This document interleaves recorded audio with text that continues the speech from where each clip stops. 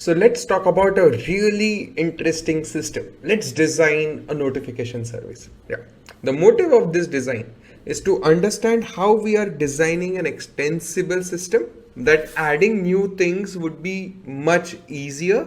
And second is we would be reading the unsaid requirements over here. That no one tells us that hey, we should do this, but we would still understand those requirements and make things better, right? Because as engineers we should always build a knack of not of implementing things that are not said but which we think is essential to be there, right? Okay, so designing a notification service is about sending notifications to users across channels. Now here when I say channels, it implies SMS, push notification, email notification and whatnot. The system needs to be horizontally scalable and it should support a very high fan out. That's what we would want to do, because sending notifications you need to send to huge number of people, right?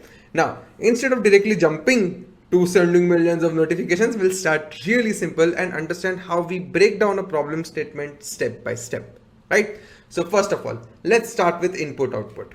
First of all, what we need to do is we need to define a notification template. For example, if your internal team, let's say a product manager wants to send a notification to a particular user, say, hey, we have an offer, some notification needs to be sent. But what would be the text in that notification? Notification needs to be personalized. There needs to be a place where username would be injected. This is called as a notification template. So what we need is we need a service that helps people configure notification templates. So let's call it a notification control service. And the place where we store the notification templates is notification meta database. This is all just about storing templates, not the actual notification. So let's say you might have let's say 10,000. 10,000 is a huge number, by the way. 10,000 different types of notifications that your product sends. So this database would have 10,000 entries. Not much, right? Okay. So that's why this is a relatively smaller database. It is very small database, because even if we assume that we have 10,000 entries and each notification is, let's say, 100 bytes is too small, let's say 500 bytes, right? 500 bytes into this is not even 50 KB, right? So you can very easily fit this in one database, right? So what you are doing is you are just fitting all of this in one very simple relational database, and a template looks something like this.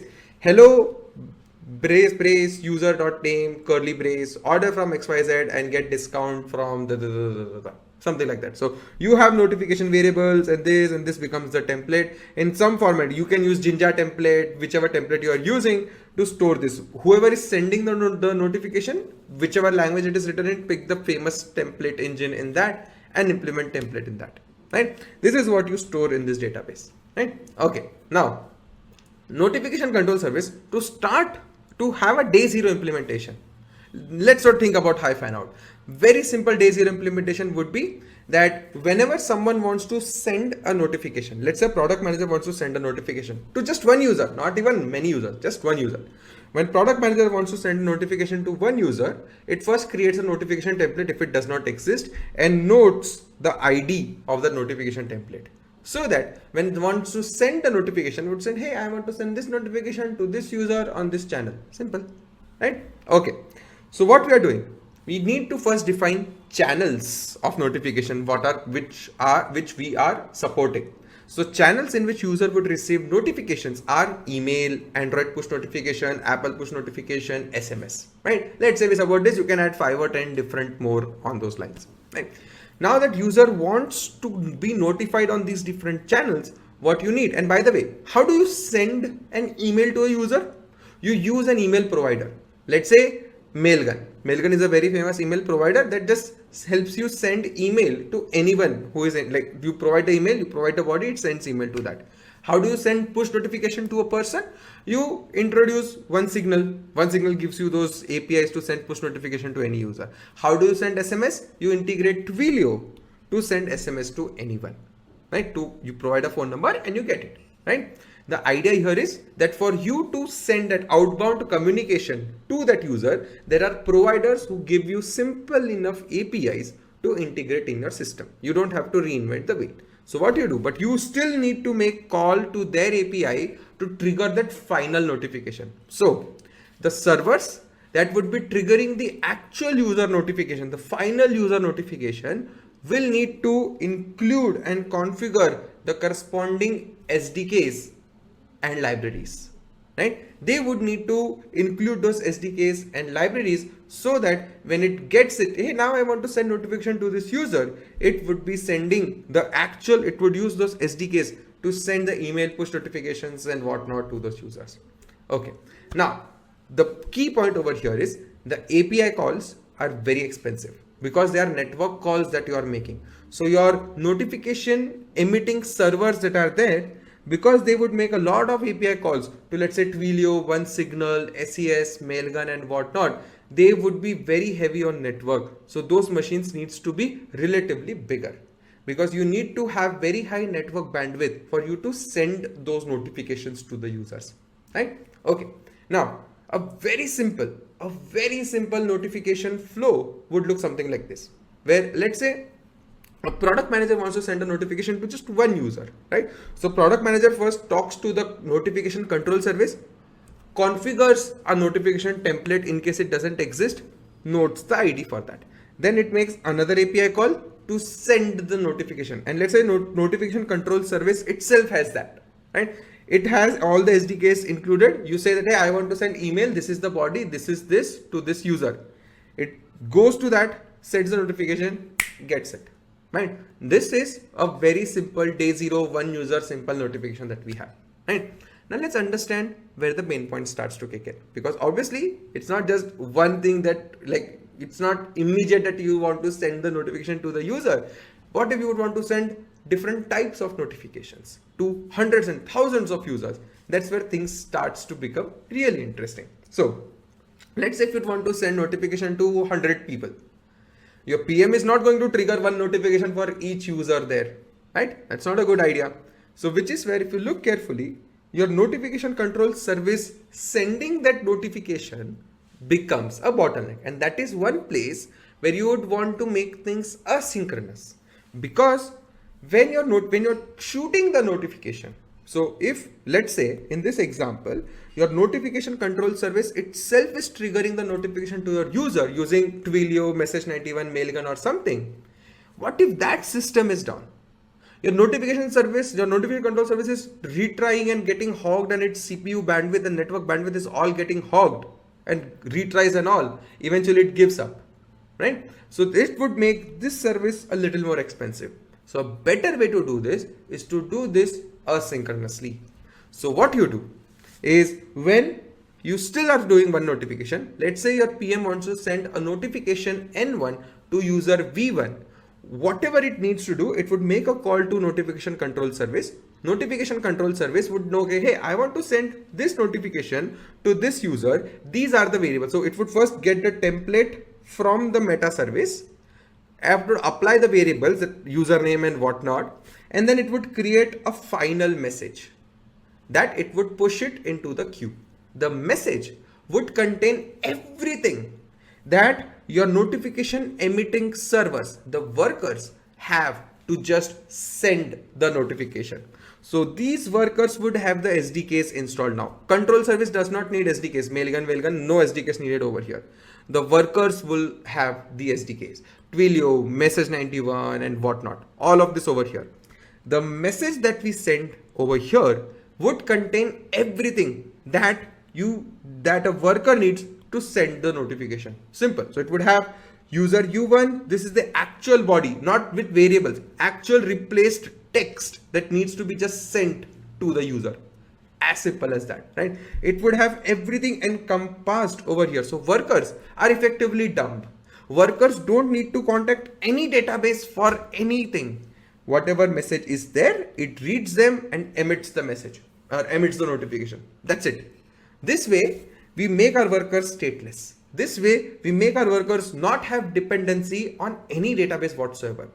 The heavy lifting of creating this notification object or this notification message lies with the control service at the moment, right? So just to reiterate, the PM says, I want to notify user U1 with notification ID N1. the request comes over here. Control service takes notification ID N1, goes to meta server, downloads the template, populates it for the user information, creates the notification message, sends the message to this queue. The message contains all the information that this worker can pick up and emit the notification. That's it.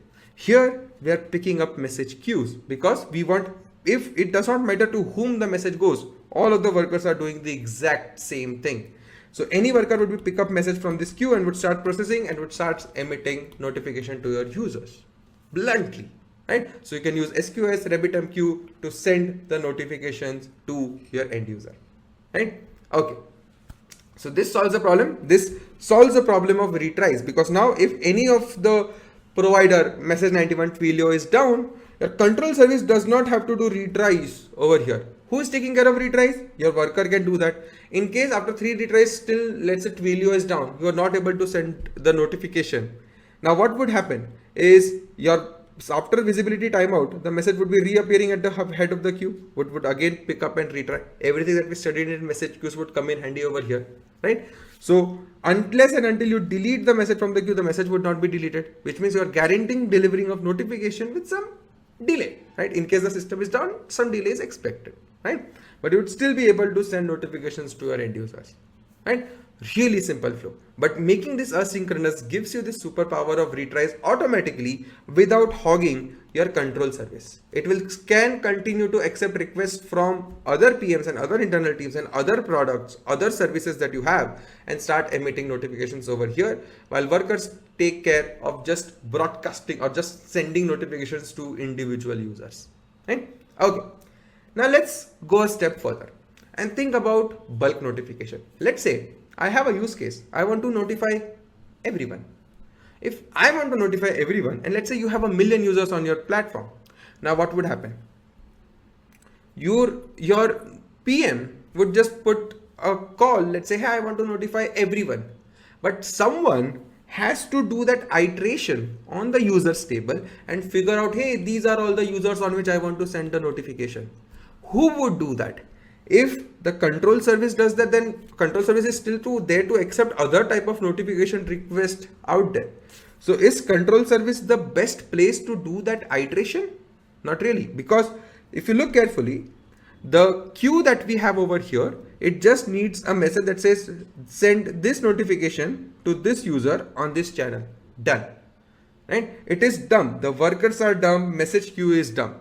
So someone else has to take care of iteration. If control service does it, then it is not a control service. Control service is your control center. It would have analytics and statistics about notification, and it would take care of uptime and whatnot, right?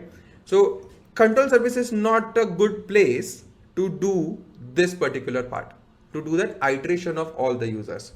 So who does that? Now let's say when your control service, if we do it, it's not a good part. So then we go for approach 2. The approach 2 says, let's have a separate set of servers whose job is to iterate on the users table. Because today I'm giving you an example of sending notification to everyone. Tomorrow it might be, hey, I want to send notification to users who match these criteria. Let's say who did not log in last 7 days. I would want to send a reminder, hey, please check out our platform. It's now very fancy, right? Something like that, right? So what you need to do over here is you need to have that complex iteration logic, complex filtering logic somewhere embedded. Who takes care of that iteration on the users table depending on the cohort that you define. Users who logged in, who has not logged in last 7 days and are on Android phone of version this particular thing, send notification to these users. You say only send notification to user living in Bangalore city. Right? All of those iteration part or something called as cohort or segmentation, they are all done in this iterator logic. But now what we do is we define those filters. This PM through this control service defines those filters that, hey, I want to send notification to these users who match these criteria. Now when a PM is sending you a notification, a bulk notification like this, instead of pushing it into this SQS queue, we push it into another SQS queue, where you know that this bulk request needs iteration. So what we are doing is we are moving all the bulk request to another queue and all the straightforward request to this queue, right? So all the single request goes over here and all the bulk request goes over there. In either case, both consults the meta database to create the to use the template and create the actual notification body and send it, right? Okay, let's talk about the iteration flow now. Now, when there was a bulk message, that a bulk notification that we were sending, the bulk message went over here with all the filters that you need. This is the criteria, these users living in this city and this age group and whatnot. Now iterator, so it goes into this queue picked up by this iterator. It's a normal servers that are consuming these messages. Now this iterator would read the message and say that on the users table, I want to iterate with these criteria. So iterator would talk to users table, right? It would talk to users table, and for each user, it would get the notification template. Then for each user, it would create the final notification message object and put into this SQS1 queue, because this SQS1 queue is our emitter. Whatever you put into this SQS1, your notification emitter worker picks that up and sends it out. Simple, right? So it sends out the targeted notification because you give every single thing that you need to this message. It just sends out over here bluntly, right?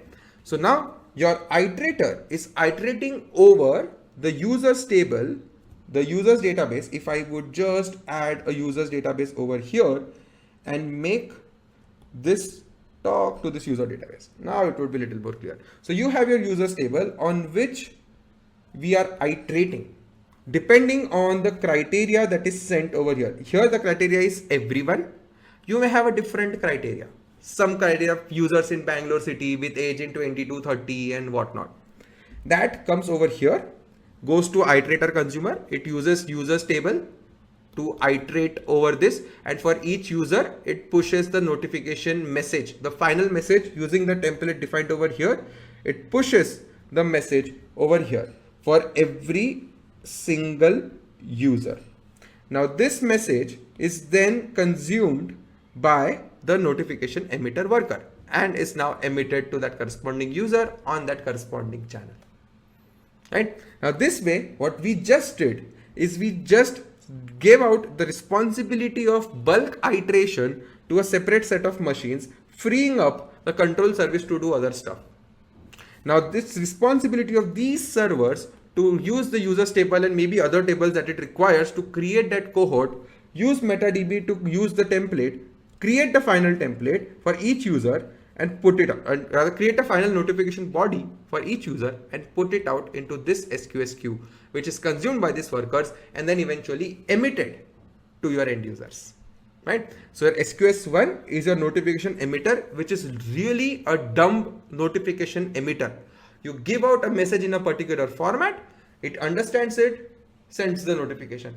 That's it. It has no business logic whatsoever, no DB connections over here, nothing over here. Simple. So this is where your this is where your notification emission takes place. This is where your iteration takes place. Iteration and about creation of that final notification body. And with SQS2, this is what is triggering your iteration part. So whenever you are requiring to send a bulk notification with the corresponding filters. So let's say you also pass in filters that I want to send notification to these users living in these cities and whatnot. You define some filter and you pass that filter in this message read by this iterator. It iterates on this user table, gets that, pushes the notification message over here, which is then sent to all the users or that corresponding user, right? Okay, good enough architecture. If you look carefully, we solved most of the problems, right? This is fault tolerant, API servers, nothing fancy there.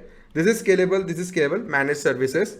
MetaDB is not huge. It just needs to read one template for every notification and then you just iterate through that and get it done. Users database is anyway that this would be not the master DB, but the replica of the users DB.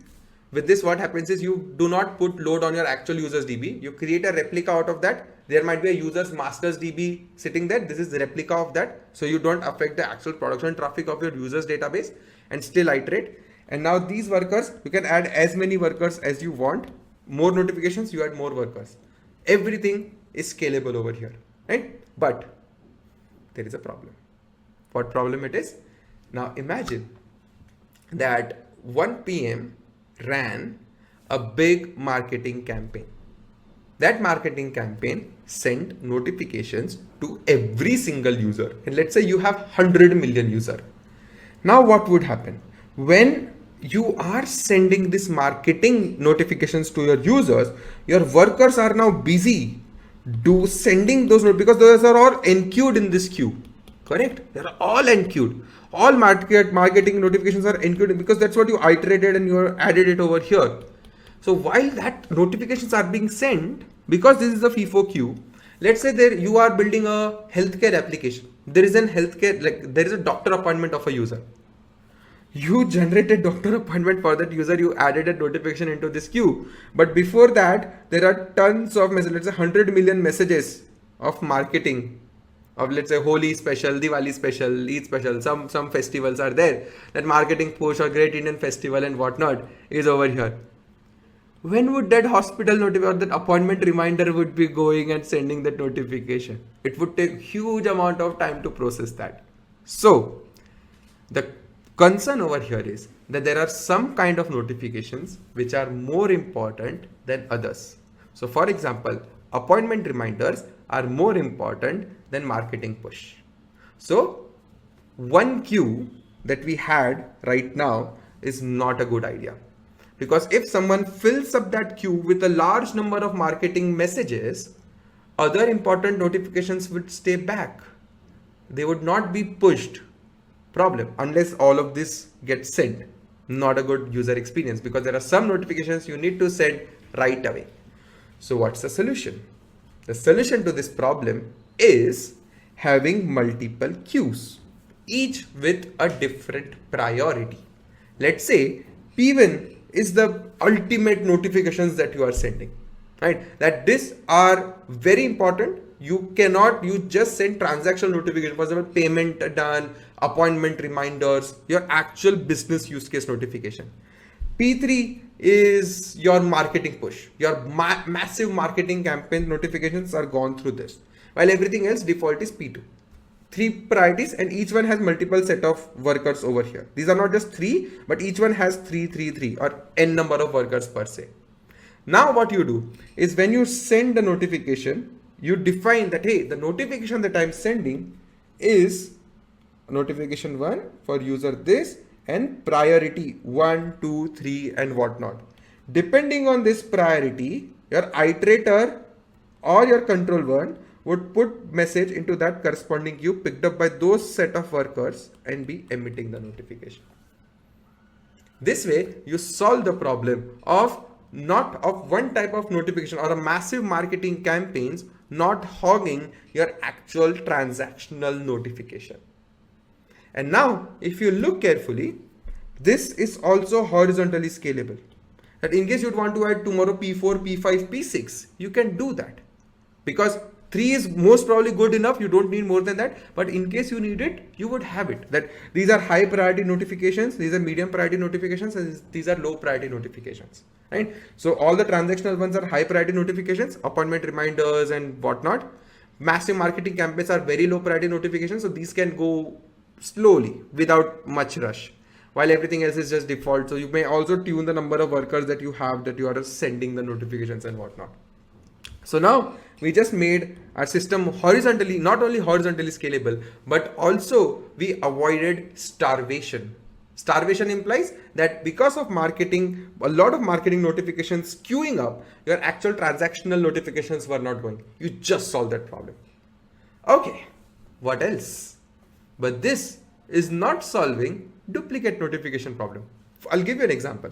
Let's say you iterated on a lot of users and a lot of messages were pushed. But let's say you are iterating over 1 million users, right?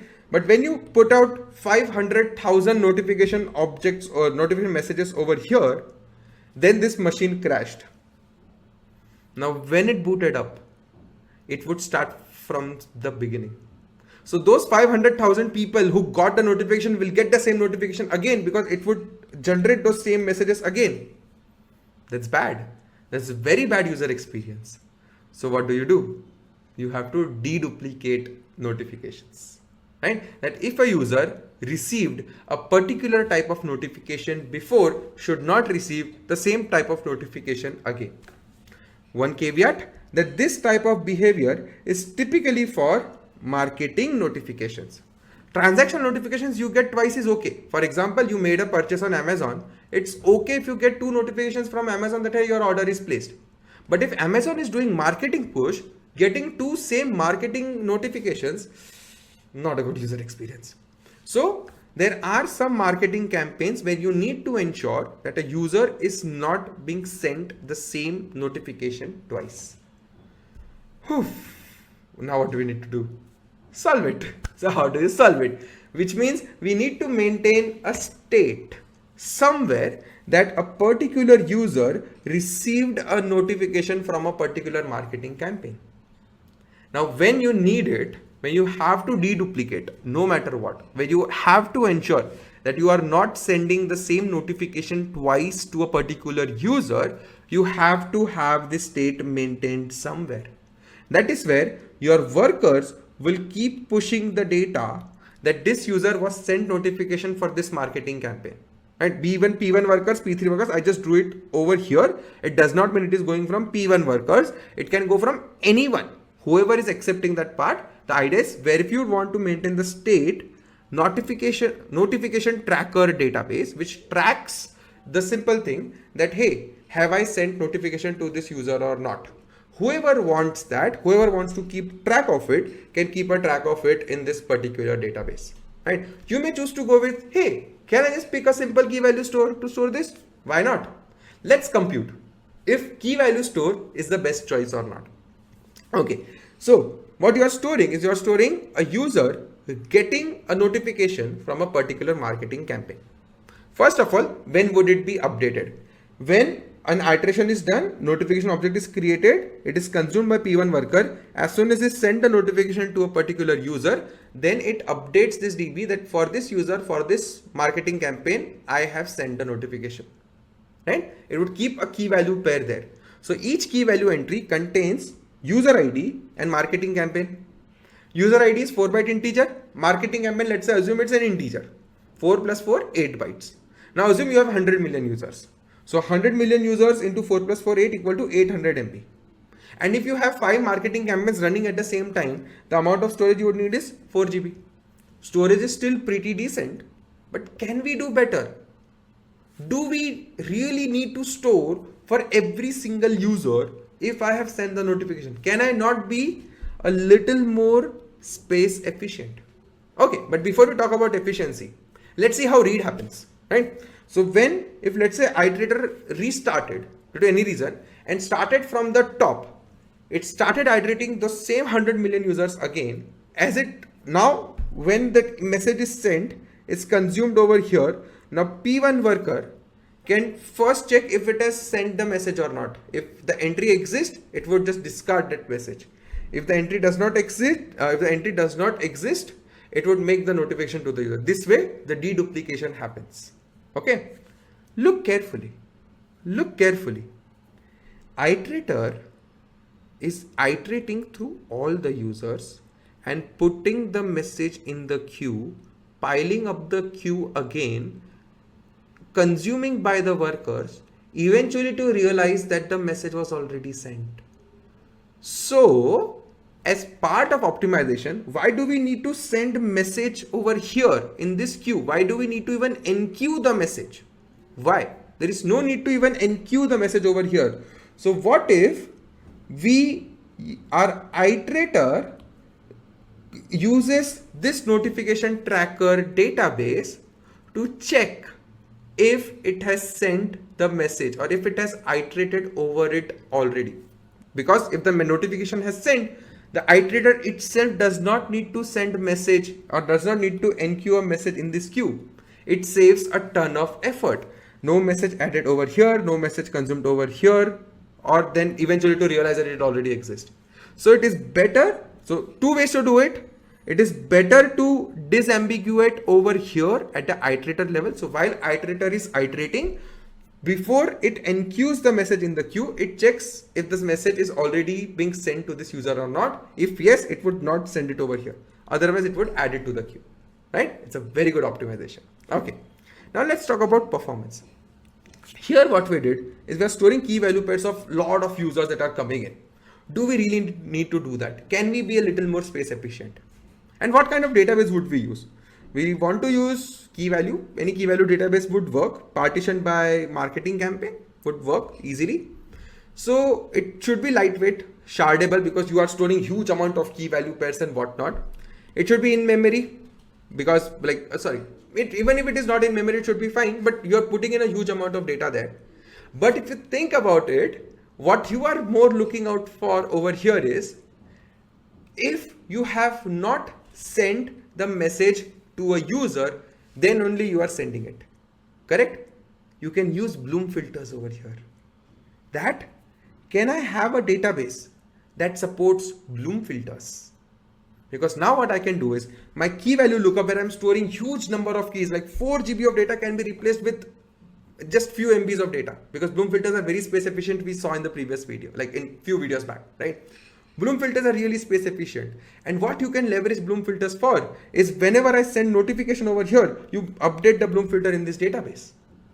Right? When you're updating the Bloom filter in this particular database, your iterator, when iterating and before enqueuing the queue, it checks in the Bloom filter. If it says no, I have definitely not sent the notification to this user, you immediately enqueue it.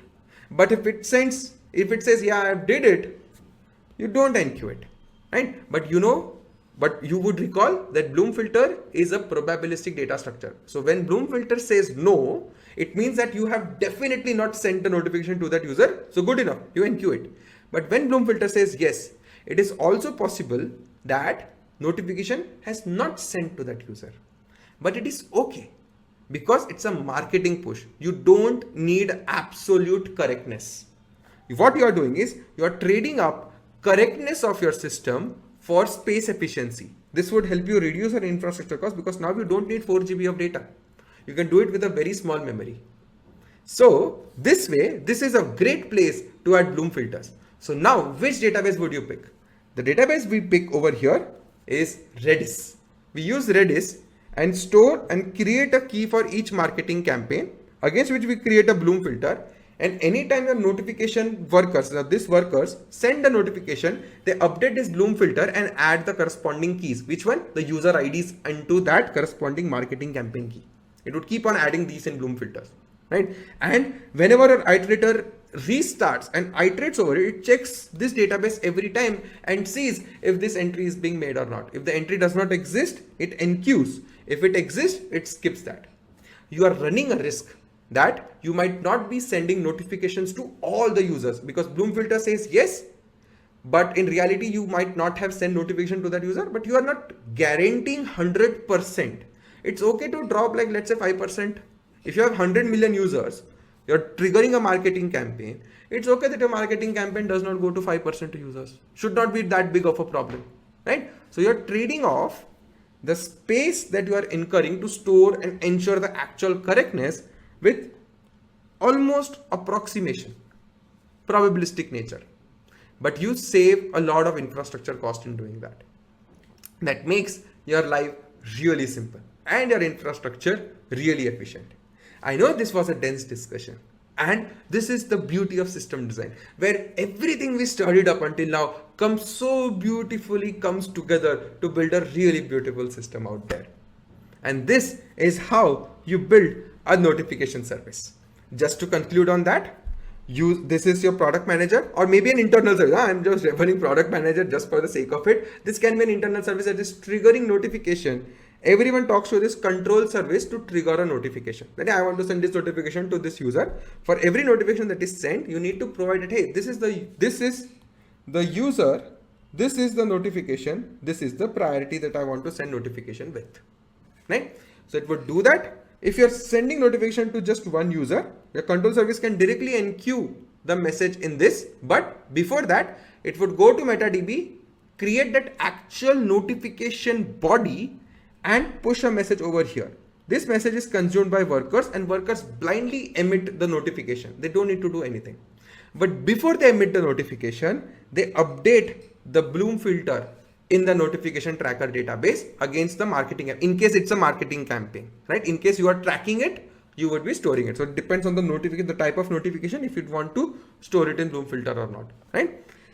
So that's what you are updating over here. When you do this, this would ensure that you are not sending the same notification twice to same user. In case you would want to do that, you can pick this flow. In case there is, you are sending a bulk notification, the bulk notification will be sent into another SQS, which is picked up by one of the iterator worker. Depending on the filters that you specified in the bulk message, depending on the filter, your iterator would iterate from the user's database, exactly how we discussed the last time, iterates from the user database. And what it does, it enqueues the message in the corresponding priority queue. Priority queue is in queue with that specific, queue with that specific priority, right? And all of these are SQS queues, FYI, right? And then the messages are then picked up by these workers and emitted over here. But before iterator enqueues the message, it talks to MetaDB and creates that final notification body and puts it over here, right? Okay. Now here, when your iterator is enqueuing the message in this queue, before it enqueues, it checks this notification tracker database that if it has sent the same notification to this user or not. If it has already sent the notification to that user, it skips that. Otherwise, it moves on, enqueues it, and this worker picks up and sends the notification to the user. And this is how you build a really scalable notification service. This database is sharded. You can very easily shard this database. Bloom filters would be big enough, 1 MB, 2 MB, 5 MB big, but you can shard this database if you want to. Iterators are scalable. Iterators talk to your user's database, and your user database itself is not the actual database, but the replica of the actual main user database. So that is scalable, because this, you just have to refer to replicas over here. 2 or 3 replicas also you can add. SQS queues are scalable. AWS takes those guarantees. MetaDB is a very lightweight database. Huge amount of load would not affect it. These are stateless. These are stateless. No concerns there. Your entire architecture of notification is now 100% horizontally scalable. And this is a plan, and this is a good design. We covered all aspects of it, including performance optimization. Right? Thinking of space, thinking of every single factor at every place. And you see how beautifully we used math to decide that, hey, can we be a little more space efficient? Here we knew that because we are storing very less amount of data, it's okay to not overthink. Right? But here, when we are storing huge amount of data in this notification tracker database, we thought of becoming space efficient. That's where we went with Bloom filters. And this is how I would design a notification service. So yeah, that's all what I wanted to cover in this one. I hope you found it interesting. I hope you found it amusing. That's it for this one. I'll see you in the next one. Thanks, Seta.